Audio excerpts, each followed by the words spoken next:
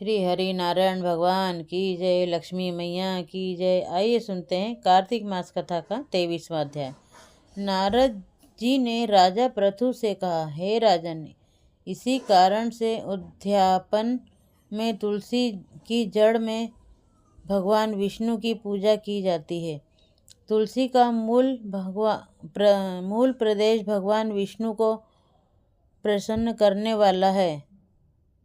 हे राजन, तुलसी का पौधा जिस घर में वर्तमान है वह घर तीर्थ स्वरूप है और उस घर में यम के दूत भी कभी नहीं आते। सब पापों का नाश करने वाला, अभिष्ट फल को देने वाला है। जो मनुष्य तुलसी का पौधा लगाता है वह यमराज को नहीं देखता। भगवती नर्मदा का दर्शन, गंगा स्नान व तुलसी के पौधे का संसर्ग, यह तीनों पुण्यप्रद हैं। तुलसी का पौधा लगाने से, सींचने से, दर्शन से, तुलसी को छूने से कामिक, याचिक, मानसिक आदि संपूर्ण पाप नष्ट हो जाते हैं। जो प्राणी तुलसी के दल से भगवान शंकर का पूजन करते हैं वह पुनर्जन्म में नहीं जाते। निसंदेह जो जीवन मुक्त हो जाते हैं, तुलसी के दल में पुष्कर आदि समस्त तीर्थ, गंगा आदि संपूर्ण नदियाँ और विष्णु प्रभूति सब देवता निवास करते हैं।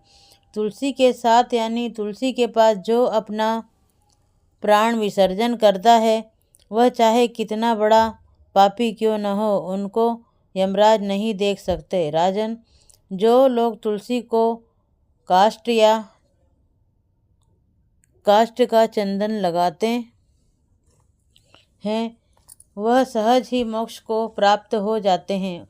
उनके द्वारा किए गए पाप भी उनके शरीर को स्पर्श नहीं कर पाते। हे राजन, जहाँ तुलसी के वन की छाया हो वहाँ पर पितरों के निमित्त दिया हुआ दान सर्वदा के लिए अक्षय हो जाता है। हे राजन, आंवले के वृक्ष की छाया में जो प्राणी पिंड दान करते हैं उनके पितर यदि नरक की यातना भी भोग रहे हो तो भी मुक्त हो जाते हैं।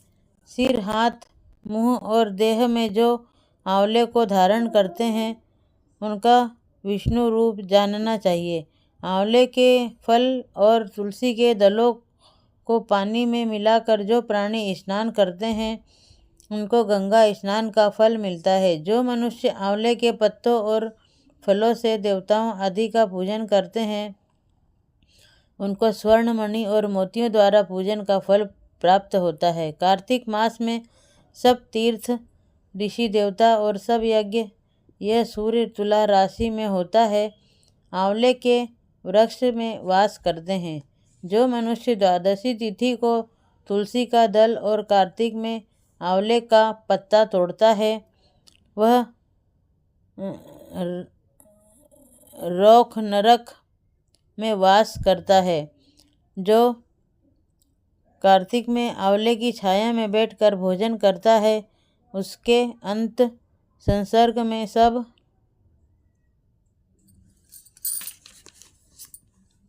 दोष नष्ट हो जाते हैं। कार्तिक मास में जो आंवले की जड़ में भगवान विष्णु का पूजन करता है उसको श्री विष्णु क्षेत्रों के पूजन का फल प्राप्त होता है। आंवले तथा तुलसी की महत्ता का वर्णन करने में श्री ब्रह्मा जी भी असमर्थ हैं। इसलिए धात्री और तुलसी की जन्म कथा सुनने से मनुष्य अपने वंश सहित मुक्ति को प्राप्त करता है। श्री हरि नारायण भगवान की जय, लक्ष्मी मैया की जय। श्रीमन नारायण नारायण हरि हरि, भजो नारायण नारायण हरि हरि।